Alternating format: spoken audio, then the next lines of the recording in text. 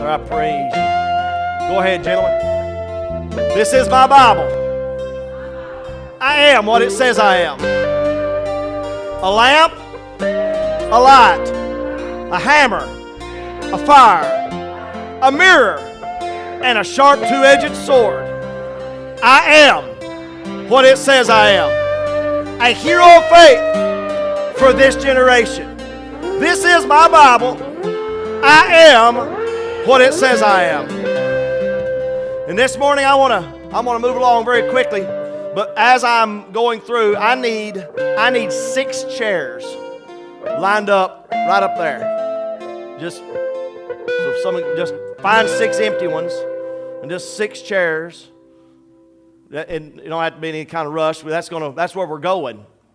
Those 6 chairs are going to be important here just in a minute. We're going to need those 6 chairs. And here comes number 6 coming from the back, so we'll have 6 chairs. Push those back just a little for me. Right about there. There you go. There you go. That's right, on them healed legs. That's exactly right. Yeah.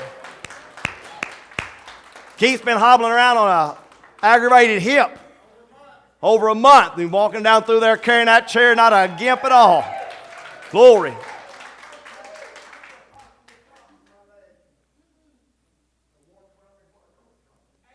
Yeah. That's the presence of the living God healing in the house.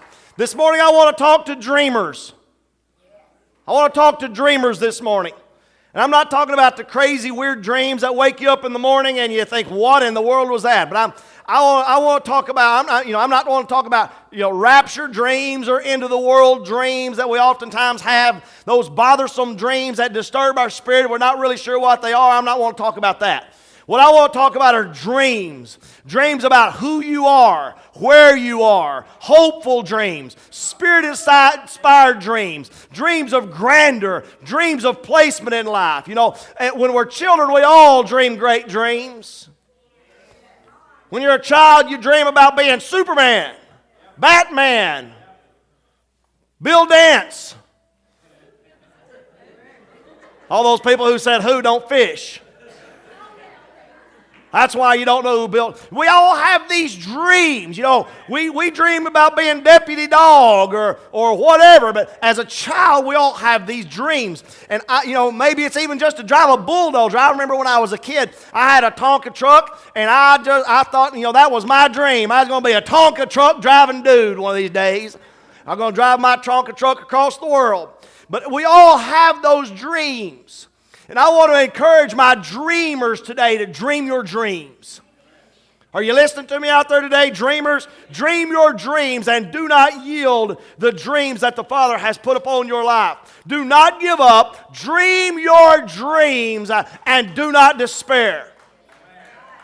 Acts chapter 2 verse 17 says, "It shall come to pass in the last days, saith the Lord, I will pour out my spirit upon all flesh. Your sons and your daughters shall prophesy, your young men shall see visions, and your old men shall dream dreams." And sometimes those visions can be dreams. They can be daydreams, day visions, where the Lord has given me a hope, a direction to go, a place that I'm shooting for. He's drawing me further than I've ever been.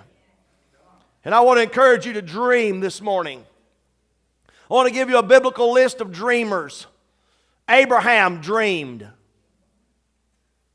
Jacob dreamed of golden stairs going up and down into heaven. Joseph dreamed, don't go to Egypt. Mary dreamed, Elizabeth is pregnant. Daniel dreamed great end-time dreams. Job dreamed, Nebuchadnezzar dreamed. All the prophets of old seemed to dream. Joseph dreamed, even going all the way down to the butler and the baker dreamed. Pharaoh dreamed. All of these were dreamers of dreams.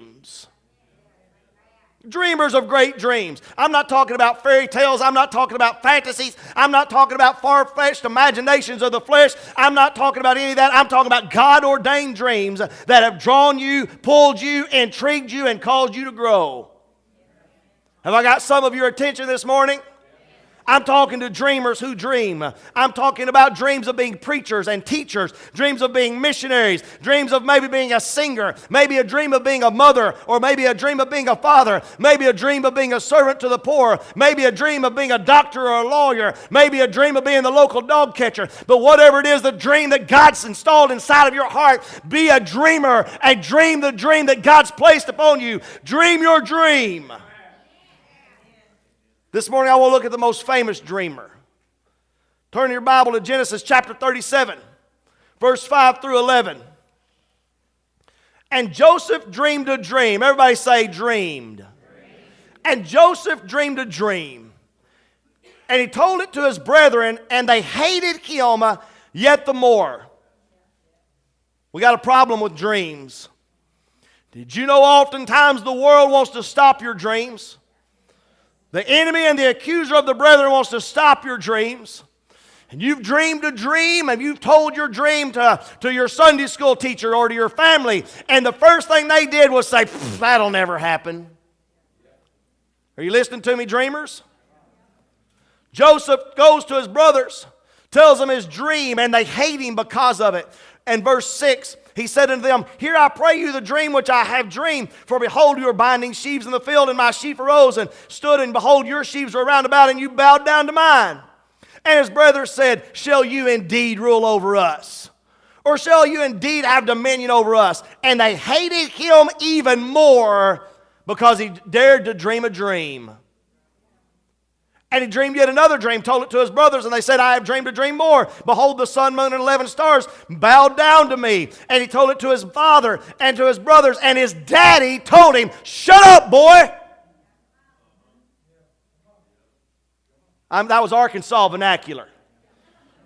The daddy said, I rebuke you. What is this dream you've dreamed? Shall your mother and I bow down and serve you? God had given him a dream. His brothers hated him because of his dream. His own father rebuked him because of his dream and said, it's never going to happen. Stop dreaming. Put your dream away. You've had a false dream. It's never going to take place. No dream. It's not happening. Not happening.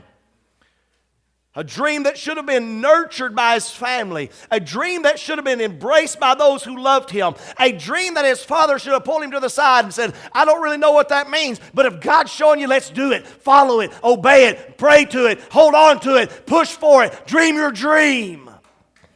But instead what we find, Genesis chapter 37 verse 20. Come now for and let us slay him. And cast him into some pit, and we will say, some evil beast has devoured him, and then we'll see what's up with his dreams. And then we'll see what's up with his dreams.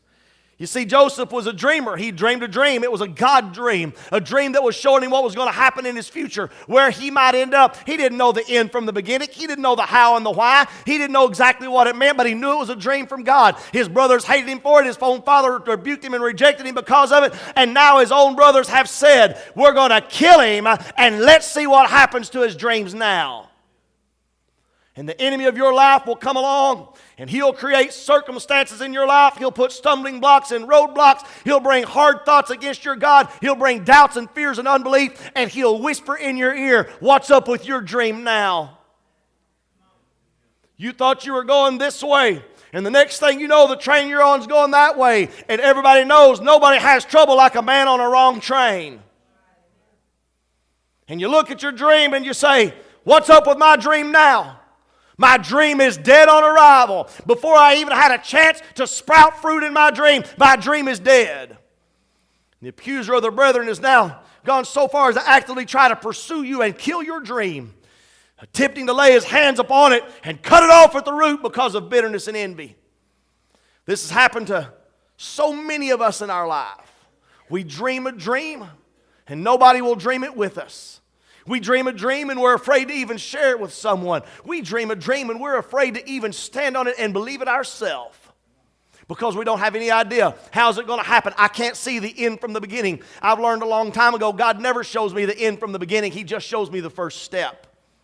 The voice of the accuser will come in and say these words to you. You cannot, you will not, you will never, and it's not even possible. Give up, give in, throw it away. It's too hard. It's not going to work. Stop it. That's the voice of the enemy who'll come in your life. And the circumstances of life so often comes in, and dark days and hard times move up, and then all of a sudden, and some of you it's happened too, heaven goes silent. And in your own mind you're saying, I thought I had a dream. I thought I had a heaven dream. And God hasn't spoke to me in 6 months, 6 years, 16 years. But I had a dream once. And I can't get a confirmation on that dream. I can't get God to talk to me about my dream. I can't get any kind of anything out of my dream. And it seems like darkness comes down upon the earth, and the accusers continually, actively attacking and working to destroy your dream, even using people you love to try to destroy the hope of your dream. I'm talking to my dreamers. Is anybody listening? I want to remind you of a few things today. Let me remind you of a couple of things. Isaiah chapter 41 verse 4. Who has wrought and done it, calling the generations from the beginning. Listen to me. This scripture says God calls the generations from the beginning.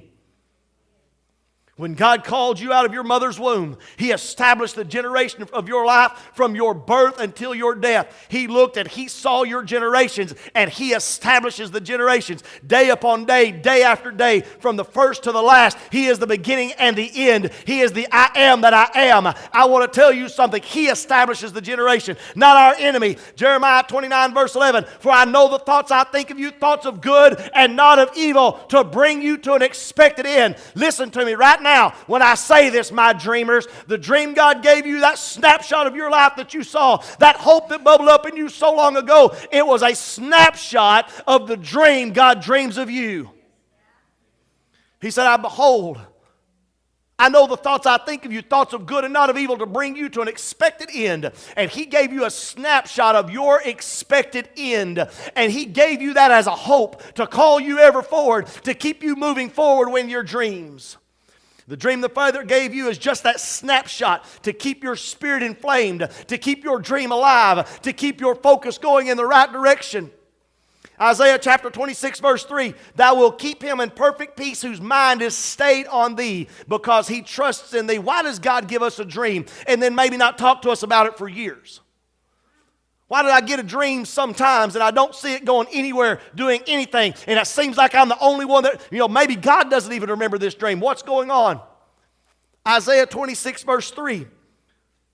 I will keep him in perfect peace whose mind is stayed on me. If you go back and you really work that out to say what that really means, it says, I will keep him in perfect peace whose mind continually imagines correct things of me.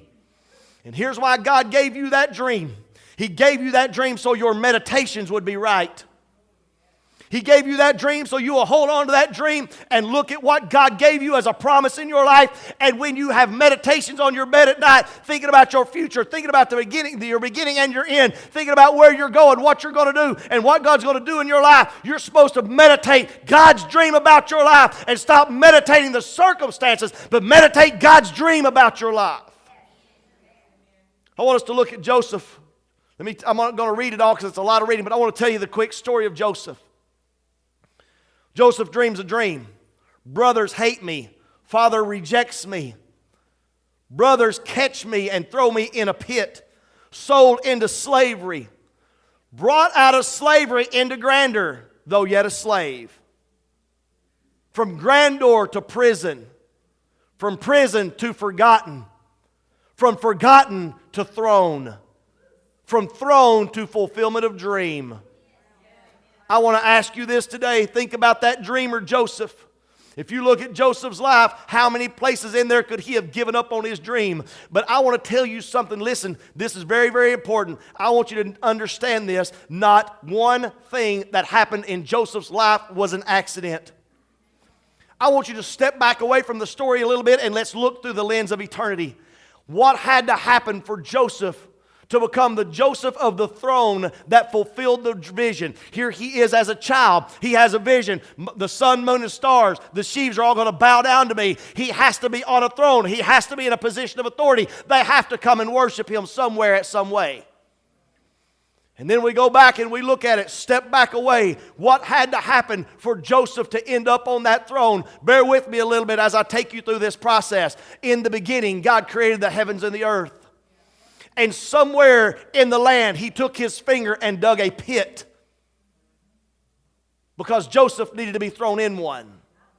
Joseph had to have brothers whose hearts were inflamed. So God dug a pit. God sent him after his brothers. God inflamed the heart of his brothers. God sent a band of Ishmaelites that gave them the idea. God sent a band of Midianites that weren't even planning on going to Egypt. But in the next morning they woke up, hey, let's go to Egypt. And they come by. They buy Joseph on the way where they're supposed to go. He had to create a Potiphar, and he had to create a Potiphar's wife who was not faithful. He had to create a prison for him to be put in. He had to create a prison guard that would set him on high. He had to create a butler and a baker who would both be in trouble, who would both end up in prison. Give both those guys dreams. Give Joseph the interpretation and cause them to be forgotten. No, look, guys, nothing of this happens by circumstance. Had to call Pharaoh's butler, had to get a dream again, had to get another interpretation. It gets even better before it could be done. He had then to get 7 years of plenty and 7 years of famine. How far did God go to bring Joseph's dream to life? 7 years of plenty, 7 years of famine. Manipulated all of those things in Joseph's life. And in half of that stuff, over half of that stuff, Joseph would have said, the heavens are silent. God hates me. My brothers hate me. My father has rejected me. There's no chance I'm ever going to sit on that throne. It was a childish dream. Why did I dream it in the first place? I quit. And over half of it. But what was really going on?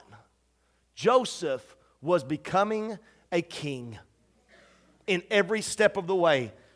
From Joseph's eyes, it was not all good. I want to remind you in Genesis chapter 42, verse 9, it says, it took all the way till this, and Joseph remembered the dream which he had dreamed of them. All the way in. Finally, his brothers come in, and his brothers walk in, and they're starving because of the famine.